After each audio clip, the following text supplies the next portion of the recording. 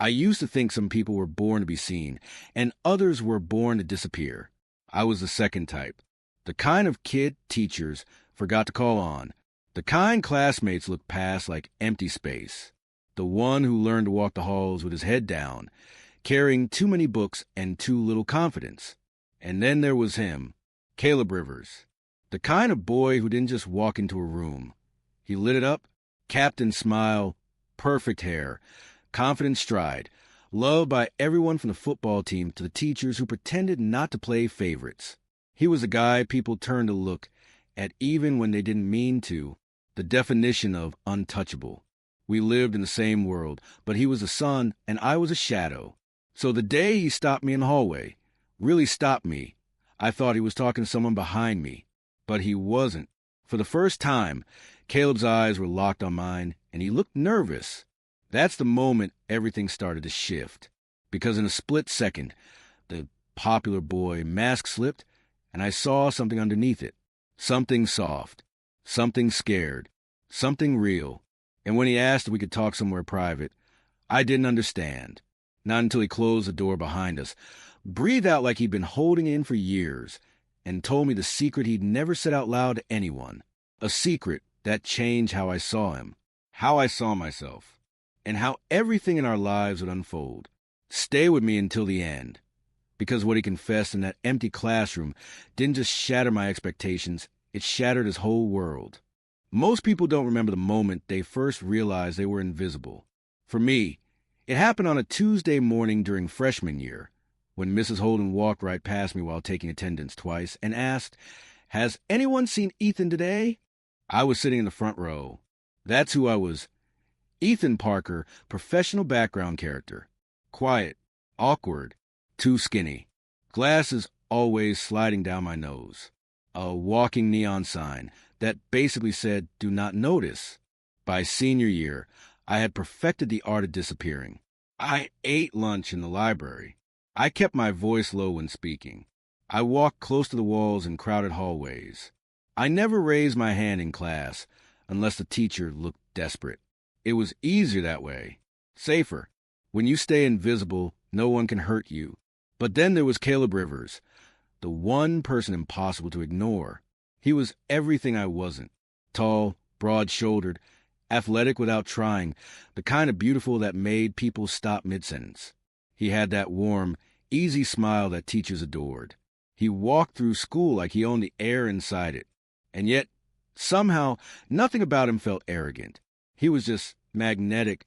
We'd been in the same classes for years. But Caleb never looked at me for longer than a passing second. I didn't blame him. Why would someone like him notice someone like me? And then came the morning that broke every rule I had built to survive. The first bell had just rung. I was opening my locker, or trying to, because the damn thing jammed every other day, and students rushed past me in a blur of backpacks and energy drinks. I was halfway through a deep sigh when someone tapped my shoulder. A tap, direct contact. I actually froze. "Hey, Ethan, right?" I turned, not expecting to see him standing there. Caleb Rivers. 6 feet of effortless perfection, smelling faintly like cedar and laundry soap. His hair was slightly messy, as if he'd run his hands through it too many times. His backpack hung off one shoulder, and for the first time ever, his eyes were locked directly on mine. And he looked nervous? My brain short-circuited. "Why, yeah," I said. "That's me." He nodded, shifting his weight like he wasn't sure how to start the conversation. Nobody like him ever hesitated. That alone made my stomach flip. "Can I ask you something?" he said. I blinked. "Me?" He almost laughed, not in a mean way, but like he was embarrassed for how awkward he sounded. "Yeah, you." People flowed around us like a river, but it felt like time had slowed to a crawl. I clutched my books like they were a shield. "Sure," I said, voice cracking slightly. His eyes darted toward the crowded hallway. "Not here. It's kind of private." "Private? With me?" Before I could make sense of anything, he gestured for me to follow him. And because I didn't know what else to do, because my heart was racing a way that made my legs move on autopilot, I followed. He led me down the quieter hallway near the science wing. Then he slipped into the only empty classroom with the lights off and the blinds half closed. I hesitated at the doorway, the air suddenly thick with tension. "It's okay," he said softly. "Just close the door behind you." So I did. The moment the latch clicked, Caleb exhaled like he'd been holding his breath for hours. He leaned against the desk, running a hand through his hair, staring at the floor like it held the answers to his whole life. I swallowed, unsure what to say. "You're probably wondering why I pulled you in here," he said. "Well, yeah." He looked up. Maybe it was the dim light filtering through the blinds, but something in his expression seemed stripped bare. Not the confident, untouchable Caleb everyone knew. This was someone vulnerable, someone fighting something inside himself. "I've been meaning to talk to you for a while," he said. "I just didn't know how." "Talk to me? Me?" My pulse thudded in my ears. There was no universe where this made sense. "Why me?" I asked before I could stop myself. He swallowed hard. "Because you're the only person in this entire school who looks at me like I'm human." That hit me like a punch. "What do you mean?" I asked. Caleb looked away again, jaw tightening. "Everyone thinks I'm perfect, or that I'm happy all the time, or that I have everything under control. They don't see anything real." He lifted his eyes back to mine, and for a moment his mask slipped completely. "But whenever you look at me, it's different. You don't expect anything from me. You don't want anything from me. You just see me, and I don't know why, but I can't stop thinking about that." My breath caught. He stepped closer. Just a few inches, but enough to feel his presence, his warmth, the seriousness etched across his face. "I need to tell someone something," he said, "and I don't trust anyone else." My voice came out barely above a whisper. "Tell me what?" He hesitated again, then moved even closer. Close enough that I felt the heat from his chest, close enough for room to shrink down to just us. Then he leaned in, and when Caleb Rivers' lips brushed the edge of my ear, my entire world stopped breathing. "I need help," he whispered, "and there's something about you that makes me feel like I can finally be honest." Then he said the words that would change everything, the ones that made my heart drop into my stomach. But before he could finish, the classroom door rattled. Someone was trying to come in, and Caleb's eyes widened in panic. The classroom door shook again, harder this time, followed by a frustrated voice from the hallway. "Why is this locked? We're supposed to prep the lab tables." Caleb's entire body went rigid. I could feel the tension radiating off him like heat. His eyes jumped from the door to me and back again, silently asking what to do, as if I had any idea. I whispered, "Just stay quiet." He nodded. For a few seconds we stood frozen, the kind of silence where every breath feels like a betrayal. Whoever was outside eventually gave up, muttering something before their footsteps faded down the hallway. Only when the quiet returned did Caleb step back, running his hands through his hair in a shaky motion. "Sorry," he said. "I didn't mean to drag you into something weird." "It's okay," I said. "Just what were you going to tell me?" He didn't answer right away. Instead, he walked toward the window and pushed the blinds open slightly, letting a slice of morning light fall across the room.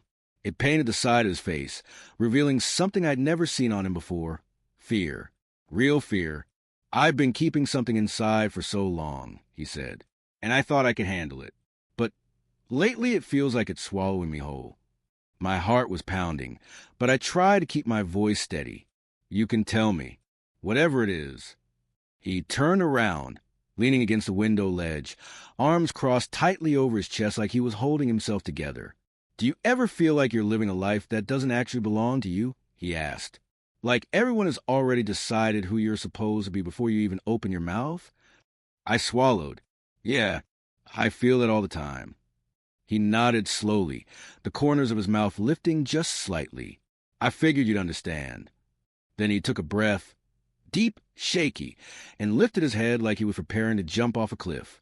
"Everyone thinks they know me," he said. "The perfect guy, the straight boy, the athlete, the one who always has it together."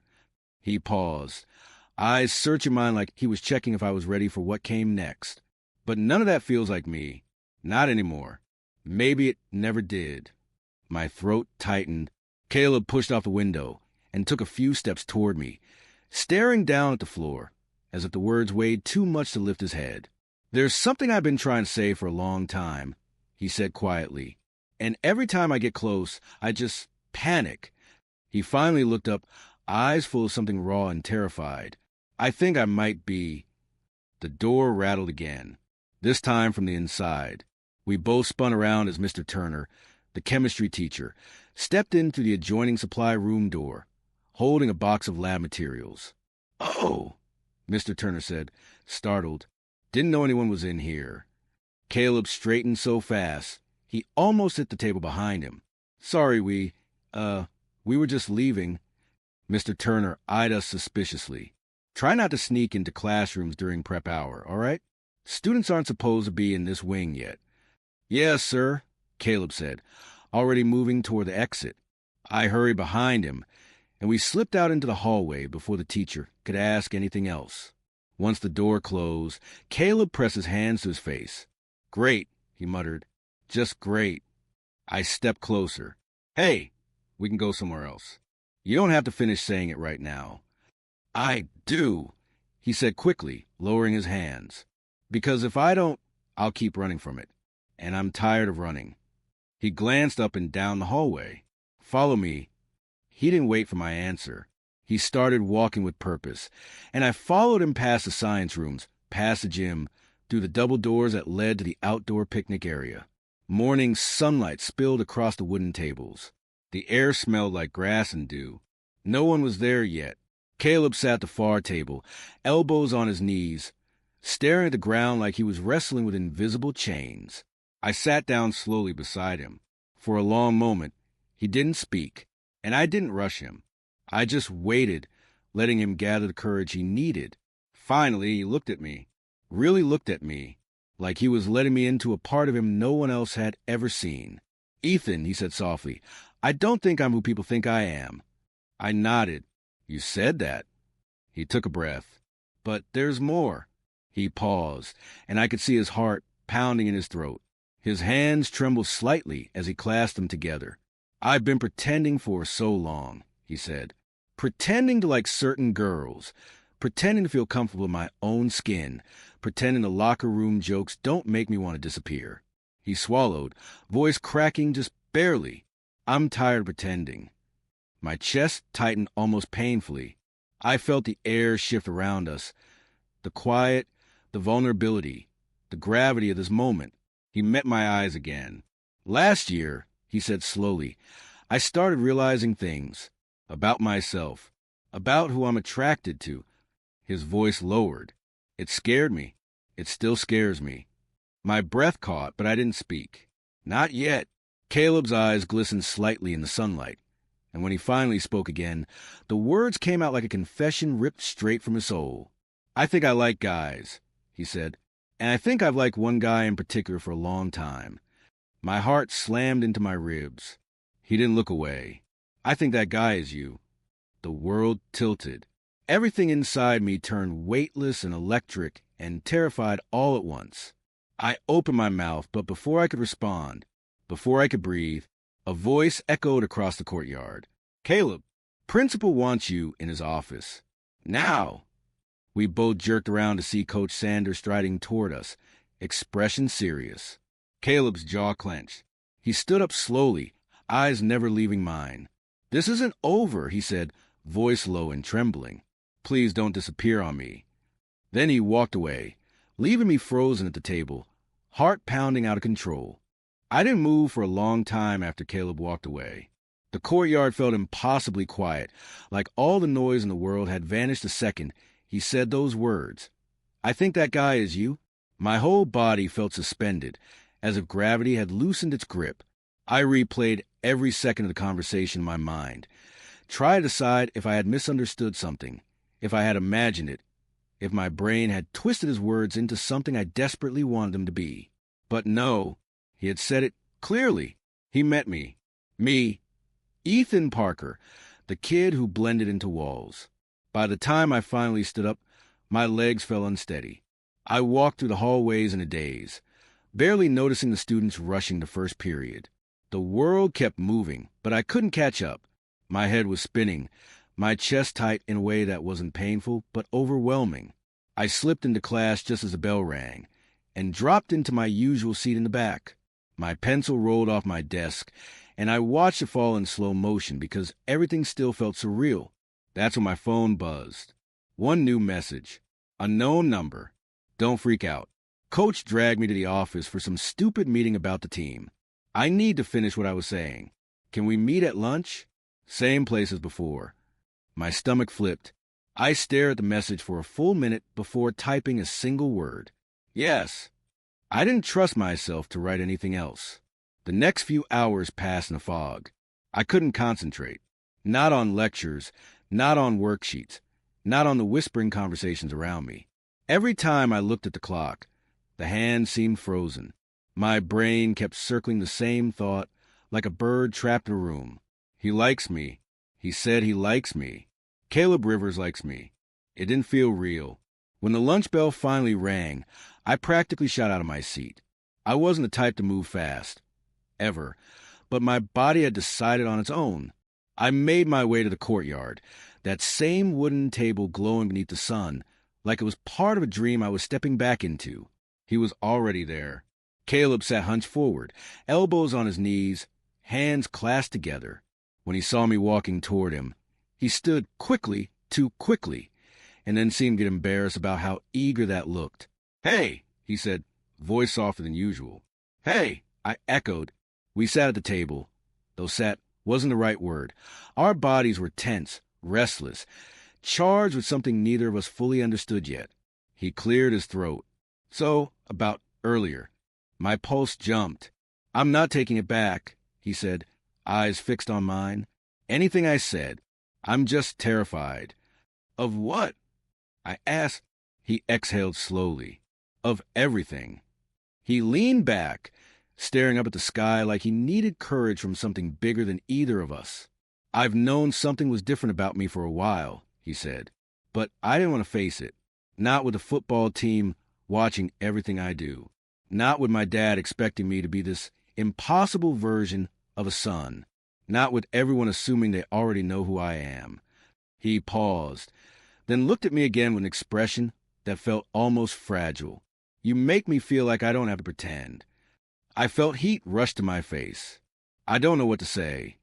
"You don't have to say anything yet," he replied quickly. "I just need to be honest for once in my life. And I need you to know that what I said wasn't some impulsive thing. I've been noticing you for a long time, Ethan." My heart stopped. "You have?" My voice cracked. Caleb laughed nervously. "Yeah, you always sit with your shoulders kind of hunched like you're apologizing for taking up space. You keep your headphones on even when they're not playing anything. You doodle tiny stars on your notes when you're stressed. And you're always more observant than you let people see." I blinked. He noticed all that? I never said anything before because... He paused, expression tightening. Because liking a guy wasn't something I thought I was allowed to do. Those words hit me in a place I didn't think anyone else saw. I nodded slowly. "I get that." He looked relieved to hear it. Then he shifted closer. "So, if I wasn't wrong, if you feel something too, I just need to know if this is okay. Us talking about this. Me feeling this." My throat felt tight, but in a good way, a real way. "I feel something," I said quietly. "I have for a while." He stared at me, eyes widening slightly, like he wasn't prepared to hear that, like he'd been holding his breath without realizing. "Ethan," he whispered. But before anything else could happen, before he could finish saying my name in that soft, careful way, a shadow fell over our table. We both looked up. It was Jason Carter, the loudest, most intimidating guy on the football team, the kind of guy who could make people move just by walking toward them. And he was glaring at us. "What the hell is going on here?" Jason demanded. Caleb straightened immediately, muscles tensing. "Nothing," Caleb said, voice tight. Jason scoffed. "Doesn't look like nothing." He stepped closer, towering over the table. "Coach said you ran out of the meeting like something was on fire." Jason said, "And now you're out here hiding with him?" He pointed at me like I wasn't even a person. Caleb stood up. "He's not just him, He snapped. That surprised both of us. Even Jason flinched. Well, Jason said slowly, crossing his arms, "This is interesting." Caleb clenched his jaw. "Back off." Jason smirked. "Relax, Rivers. I'm just saying, you're acting weird lately. And people notice things. Especially when you get too close to someone who's not exactly your type." The air grew cold. I felt Caleb's breath hitch. Jason leaned in, lowering his voice. "You better be careful, man. People talk." Then he walked away, leaving a trail of tension behind him. Caleb sat down again, but he didn't look at me. His hands were trembling, and all he said was, "This is going to get complicated." Caleb didn't go to class for the rest of lunch. He just sat there, staring at the table like the wood grain held the answer to everything he feared. I didn't know what to do, so I stayed quiet, letting him breathe, letting him process. The tension from Jason's words still hung in the air like smoke from a fire we hadn't put out. After a long silence, Caleb finally spoke. "He's right," he said softly. "People notice everything, especially when it's something they can turn into a joke." "You didn't do anything wrong," I said. He rubbed his face with both hands. "It doesn't matter. I'm the captain of the football team. I'm supposed to be the tough guy, the girl magnet, the dude everyone looks up to. If one rumor starts, it'll spread like wildfire." I swallowed hard. "About us?" His eyes flickered to mine. "About me? But yeah, you get dragged into it too." I felt a cold sting in my stomach. Not because he was wrong, but because I could already imagine the whispers, the stares, the snickers in the hallways. High school could turn on you in an instant. But I also thought about something else. The way his voice had trembled when he confessed. The way he had looked at me like the truth was a fragile thing. He needed someone else to carry with him. "You don't have to explain anything to anyone," I said carefully. He let out a tired laugh. "I wish it worked like that." We sat there until the bell rang. Neither of us wanted to leave, both of us knowing we had to. When he finally stood, his shoulders were tense, eyes dimmer than they had been that morning. "I'll text you later," he said, and then he walked off. The rest of the school day moved in strange, blurry waves. People whispered around me, probably about their own lives, not about us, but the paranoia made it feel like every laugh was pointed, every side eye a signal. I kept checking my phone, but Caleb didn't message anything. When the final bell rang, I walked out to the parking lot feeling hollow. That's when my phone buzzed. "Caleb, meet me behind the gym in 10 minutes. My heart lurched. I made my way there quietly, slipping past clusters of students leaving for the day. The area behind the gym was always empty. Just concrete walls, a few benches, and the smell of grass in the football field. He was already there. Caleb paced back and forth, hands in his hair, clearly spiraling. The moment he saw me, he stopped. "Thank you for coming," he said. "You said you needed to talk." He looked down at his shoes like he was ashamed. Jason confronted me again in the locker room. My breath tightened. What did he say? Caleb's jaw flexed. He asked why I'm suddenly spending time with the quiet kid. He asked if I was going soft. Then he said the team was getting suspicious. I clenched my fists. Suspicious of what? Of you having a friend. He laughed bitterly. Guys like them don't think straight. They look for patterns that aren't there. And when they find one they don't like, they turn it into a weapon. The wind blew gently, pushing his hair across his forehead. He looked tired. Not physically, but emotionally, like he'd been holding a door closed against a storm for years. "Ethan," he said quietly, "I don't know if I can do this." My chest tightened. "Do what?" He hesitated. "Let people see us together." For a second, the world tilted under my feet. It wasn't the words themselves. It was the pain behind them. The internal war I could see tearing him apart. "I'm not ashamed of you," he said quickly. "God, that's the last thing you should think. I don't want you getting hurt because of me." I took a step toward him. "Caleb, I'm already in this. Not because I have to be, because I want to be." He closed his eyes like he was trying not to break. "But what if I ruin your life?" he whispered. "What if everything I'm terrified of actually happens? Then we deal with it, I said. Together. The word hung between us. Together. For the first time since lunch, he breathed out a shaky exhale. Not happy, not calm, but like a part of him finally believed he didn't have to carry everything alone. He stepped closer. So close I felt the heat from his body. I wish things were easier, he murmured. Me too. His eyes softened in a way that made my chest tighten painfully. Then he lifted his hand, slowly, carefully, and brushed his fingers against mine. It wasn't a touch, not really. It was a question, and I answered by turning my hand, so our fingers linked, just barely. We stood like that, hidden behind the gym, both terrified and drawn to each other, neither of us willing to let go. The air around us was thick with something new, connection, danger, longing. Then suddenly, the gym door burst open. We jerked apart instantly. A group of football players spilled out, laughing loudly, shoving each other as they made their way toward the field. Caleb stiffened so quickly it hurt to watch. His entire posture changed.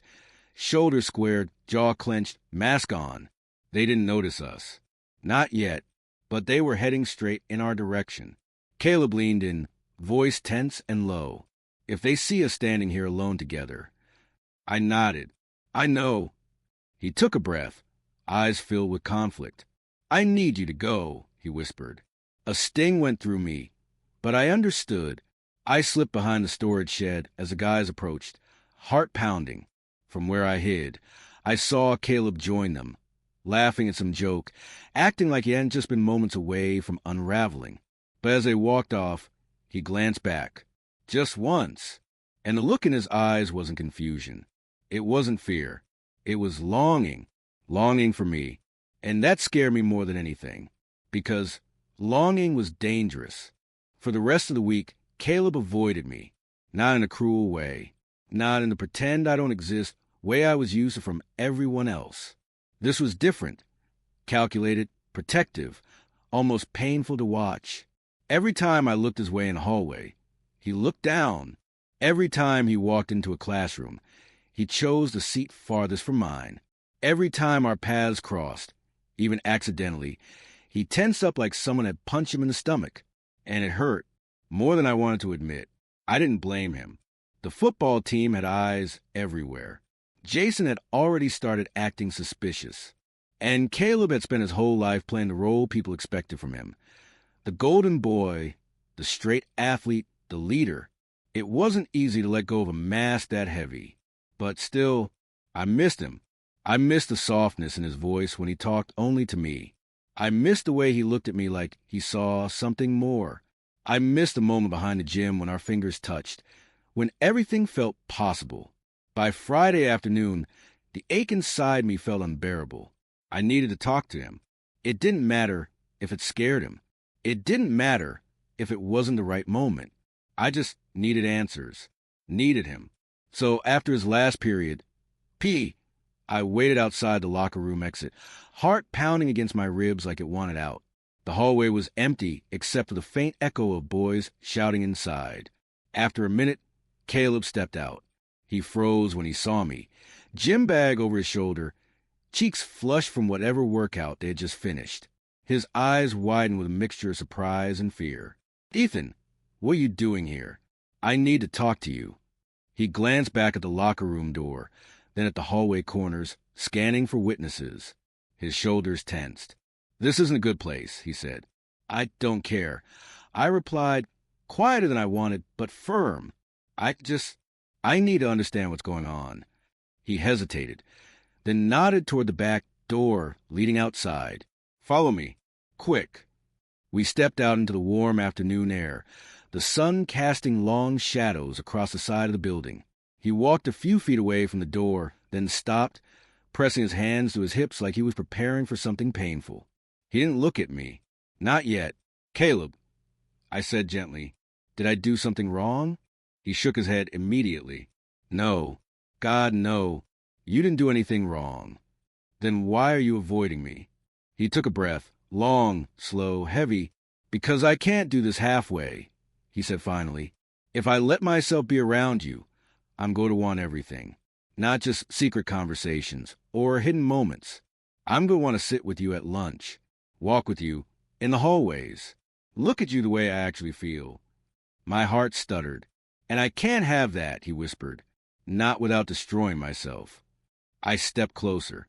You're not going to destroy yourself by being honest. You don't get it, he snapped, not angrily, just desperately. If one rumor starts, I lose everything. My position on the team, my scholarship chances, my dad's respect, my entire life plan. I swallowed hard. And what about how you feel?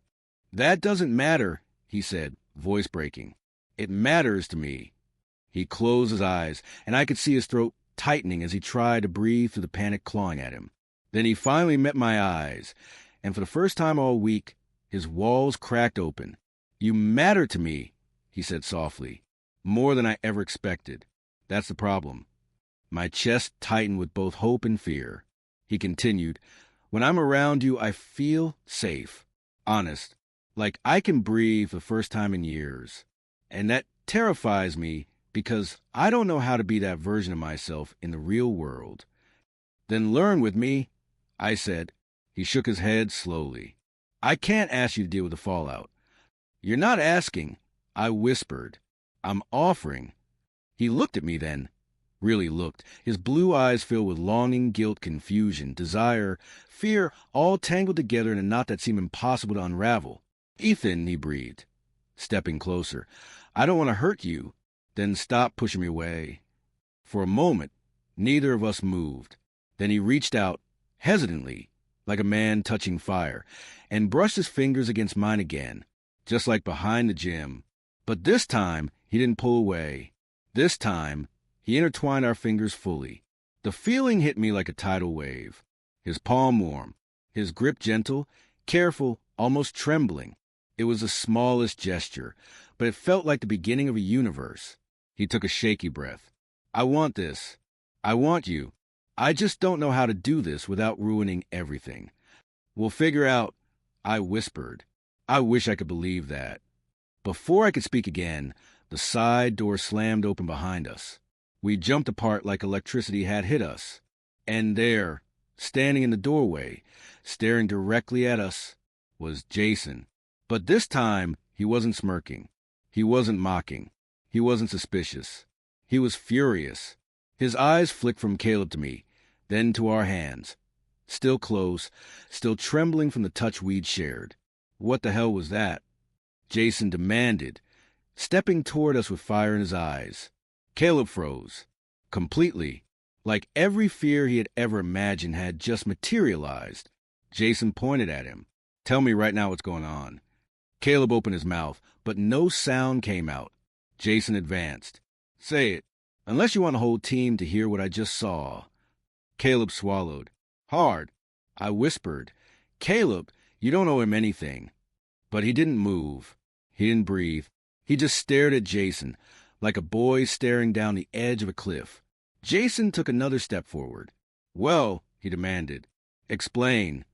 And Caleb finally spoke, his voice barely audible, drenched in fear. Jason, please don't.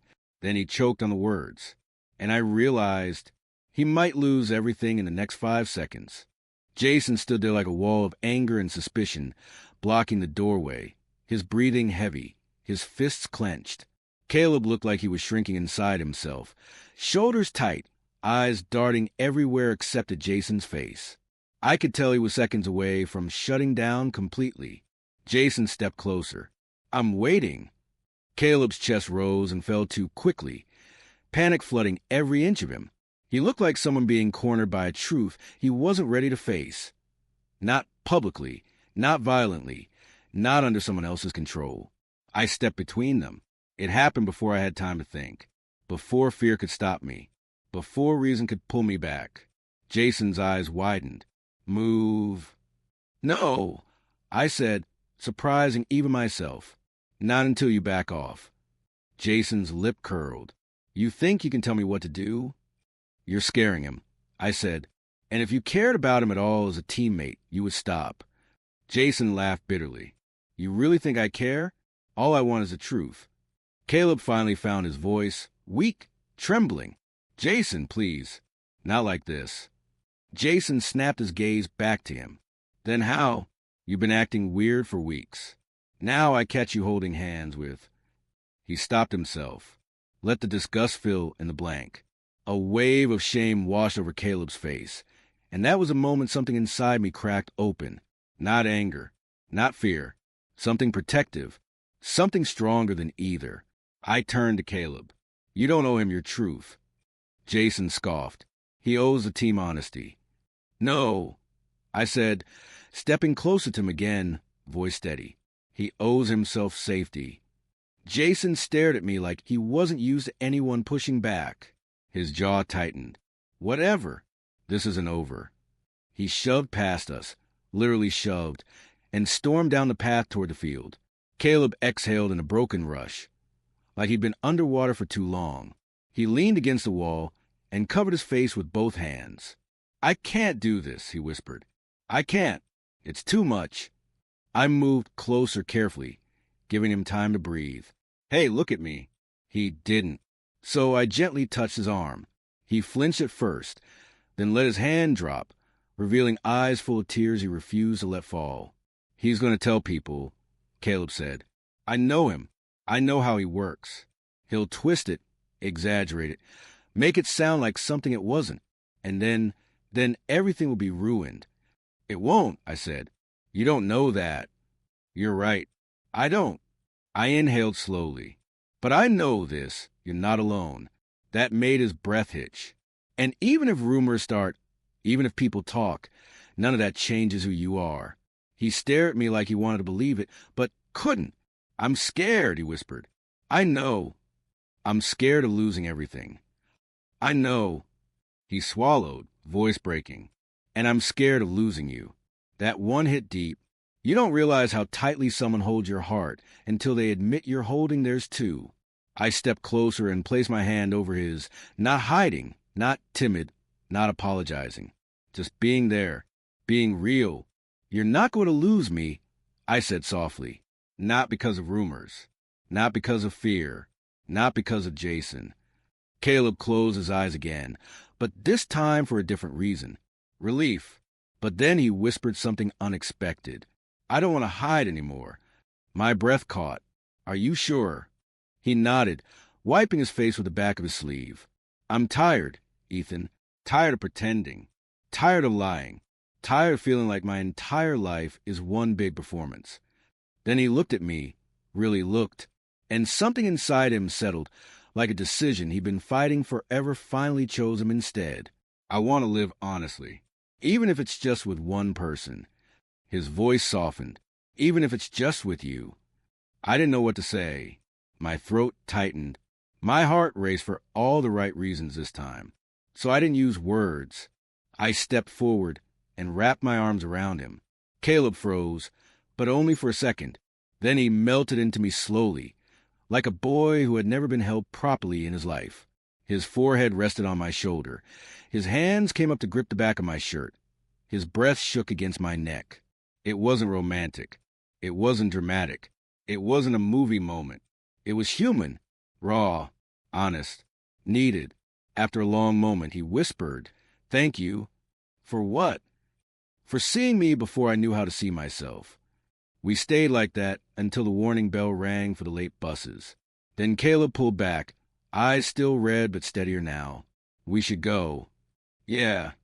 We walked side by side toward the parking lot. Not touching, not hiding, just existing next to each other. And for the first time, that felt like enough. Halfway there, he stopped. "Wait," he said. I turned. He took a shaky breath. "I want to show you something tomorrow. Something important." "What is it?" He hesitated, smiling nervously. "It's easier to show than explain." "Okay," I said.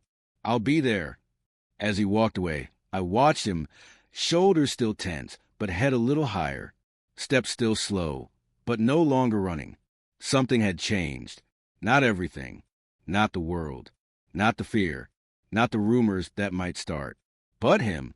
And maybe thus. The next day might be harder. It might be terrifying.